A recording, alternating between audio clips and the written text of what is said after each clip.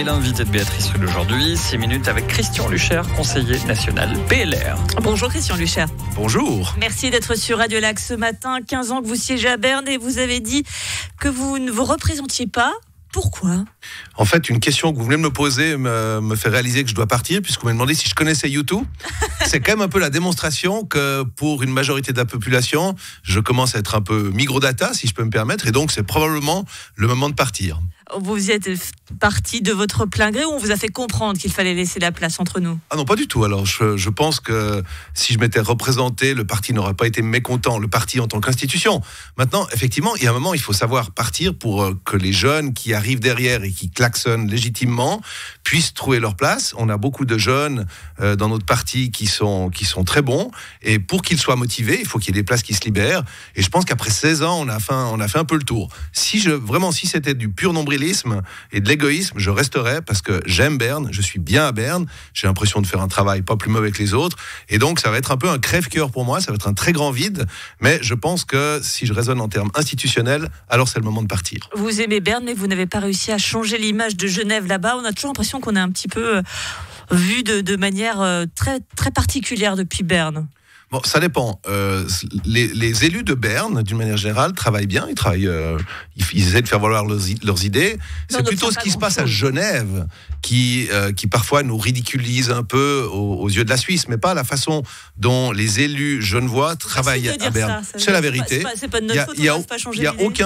Je ne connais pas un seul député élu genevois à Berne, de gauche, de droite, du centre, qui ait fait quoi que ce soit qui ridiculise notre canton, et ce n'est pas le cas de tous ceux qui sont à Genève.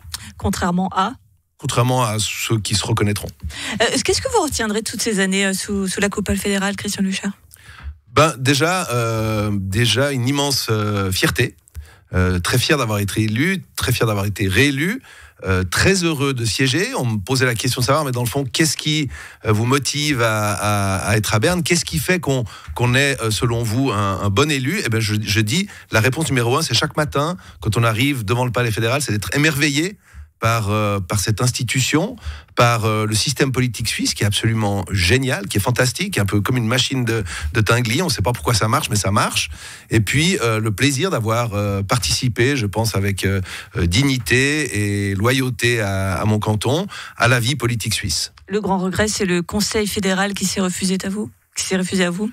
Alors, non, c'est pas vraiment un regret. D'abord, c'est vieux, c'était en 2009. Oui. Ensuite, c'est Didier Burkhalter qui a été élu, qui a été un excellent ministre. Et puis, si je regarde les choses rétrospectivement, j'étais probablement un peu trop jeune et pas assez expérimenté politiquement. Mais j'ai pu m'éclater en tant que parlementaire. Ma vie a aussi pas mal évolué depuis lors, puisque j'étais associé dans une grande étude. Je me suis marié, j'ai eu 2 filles, 2 jumelles, après avoir eu 2 garçons qui maintenant sont grands, qui ont 33 et 30 ans. Je suis même grand-père, vous voyez, c'est vous dire à quel point il est temps qu'on me voie les talons. Et donc, ma vie a évolué d'une façon qui fait qu'aujourd'hui, je suis très heureux dans ma vie. Mais plus de conseil national signifie aussi moins d'interviews, un peu moins de lumière. On sait que vous aimez bien ça quand même. J'ai aimé ça tant que j'étais élu. Il va falloir que j'apprenne à disparaître. Les gens qui disent que j'ai un ego important ont tout à fait raison, et c'est vrai que lorsqu'on est élu, l'ego est particulièrement satisfait parce qu'effectivement vous êtes sous les feux de la rampe, on vous interview un peu pour tout et pour rien. D'ailleurs, il faut faire attention de pas toujours accepter des interviews sur des sujets qu'on connaît pas bien. Ça, c'est un peu l'aveuglement médiatique qui touche certains. Mais effectivement, il faut, vous savez, les conseillers fédéraux disent servir et disparaître, et je crois qu'il va falloir que j'apprenne la même chose, c'est-à-dire j'ai servi et maintenant je dois disparaître. Je constate que les ex-politiciens qui veulent continuer à exister sont obligés d'être un peu farfelus ou outranciers, faute de quoi on les interviewe plus. Parce que si c'est pour parler de politique, on interroge les élus en place, et si c'est pour dire des choses biscornues et tordues, alors on trouvera, les médias seront contents de trouver quelqu'un qui dit des choses farfelues, et certains ex-politiciens se livrent à ce jeu-là. Moi, ce ne sera pas le cas. Alors, cette session d'hiver vient de se terminer sur un vrai rebondissement en ce qui concerne Genève, c'est le salaire minimum qui est supplanté par les conventions nationales de travail. On imagine bien que ça vous satisfait ? Oui, bien sûr que ça me satisfait.